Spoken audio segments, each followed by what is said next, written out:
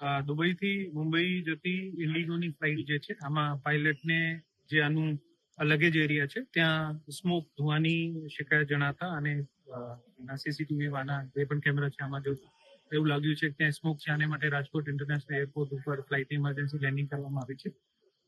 માનનીય મુખ્યમંત્રીશ્રીનો સ્પષ્ટ નિર્દેશ હતો કે પેસેન્જર્સને કોઈ પણ તકલીફ ના પડે આને માટે તંત્ર દ્વારા તમામ પગલાં લેવામાં આવે.